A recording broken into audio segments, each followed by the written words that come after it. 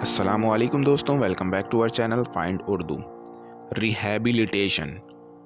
Rehabilitation का मतलब है बेहाली या नया आगाज।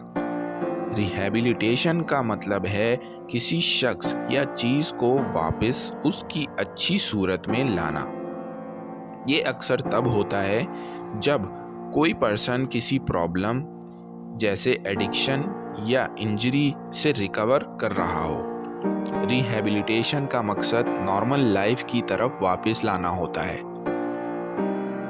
फॉर एग्जाम्पल, एक्सीडेंट के बाद उसने रिहैबिलिटेशन सेंटर में काफ़ी वक्त गुजारा। He is undergoing rehabilitation after his injury.